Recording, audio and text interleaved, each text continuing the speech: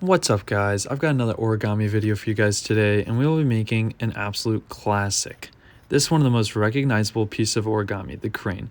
According to Pure River Mart, which is a New York institution, in Japanese culture it is said that folding 1,000 cranes will fulfill any wish.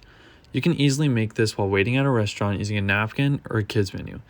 You can even make it while you're bored in class. They are really so easy that I've been making them since the 2nd grade.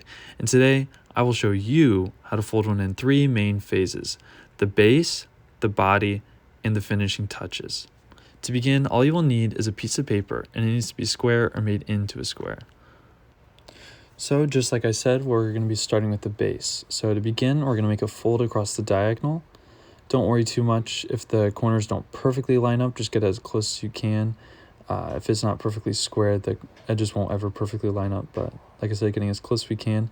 Then we're going to do the same across the other diagonal, so making sure the corners match up. And our first fold should about line up with itself as we fold it across. Then to continue with the base, we're going to fold across the horizontal and then the vertical later on. So here's the horizontal. I'm going to line up the 2 corners as best we can. Again, it won't line up perfectly if we don't have a perfect square, but that's okay. The end product should still come out looking just fine, not noticeable. And then like I said, now we're going to do the other horizontal, or the vertical, I suppose. Making sure all of our folds are lining up at the center.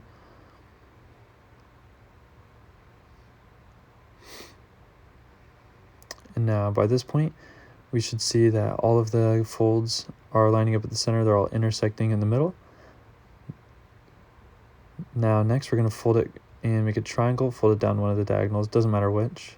And then this next fold is called a squash fold. So what we're going to do here is we're going to try to squash this corner into the other 2 folds. So just like that, we're going to squash the corner in, and we're going to make, eventually we'll do the other side and we'll make a square here. So here's the first side, making sure that crease goes all the way up to the top. Nice and neat. And then that's one side done. Now we're going to do the other side. So we're going to do another squash fold. And once again, it's totally okay if not all of the folds are perfectly lined up. We're just going to try to make it as neat as possible. Then making sure the open end is facing us.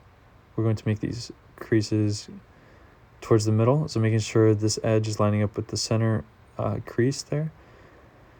Same thing on the other side, and making sure we're just grabbing one of the 2 flaps. There we go. Do the same thing, and now we're going to flip it over and do the same thing to the other side. So once again, we're going to fold this edge to the center, making sure it lines up at the corner at the bottom there. Same thing to the other side. And now we're going to be doing, I would consider this the hardest step. So this is going to be that was the last step of the base. And now we would be moving on to working on the body. So this is the hardest step really. So we're going to take up the 1 flap, and we're going to fold along the first, we're going to fold along the guidelines we set up in the previous step. So there we go. So we lift up the flap, and then we're just going to fold along those guidelines from the previous step. If you make your guidelines on the previous step extra, if you use your nail even to really make firm the previous step, this step should be a lot easier for you. So we're going to do the same thing to this side, lifting up the flap, and then making a crease along the guide creases.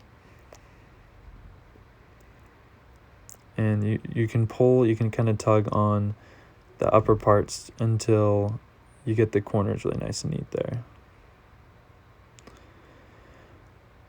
So now we're going to do it to this side, making sure it's all nice and neat. And like I said, we can tug right there to get that to line up better. And this is going to be the next step towards making the body. Now you want to make sure that the connected part, so here we go, so we're going to make sure that the not connected part is facing us, and then the connected part is away from us, just like that. And now when I was first starting out, I actually forgot about this step, and I would just go straight into that one. But the right way to do it is actually to do this step first. So here we go. So we're going to do this crease over towards the center again. So taking the edge to the center. Once again, we'll take the edge to the center.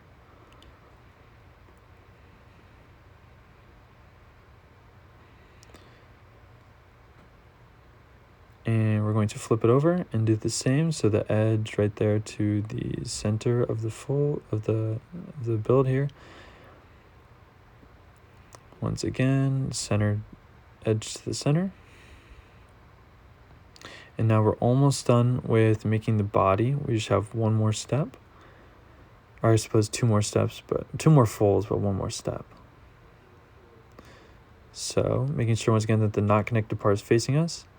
We're going to open up the side and then fold all the way up, as high up as we can. One of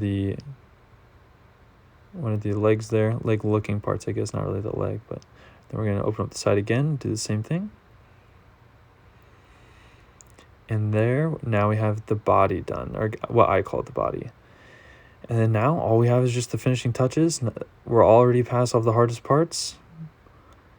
The next part is you want to fold out one of the skinny pieces all the way down to where that meets the corner there. Then we're going to fold down the other skinny leg down to where it meets the corner again. And then pinch the bottom so it stays. And then we're going to fold down one wing as far as it'll go. Make a crease.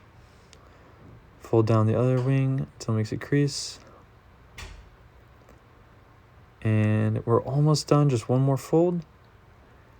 And to do that, we're going to make another squash fold. We're going to squash down the head and then make a pinch so it stays.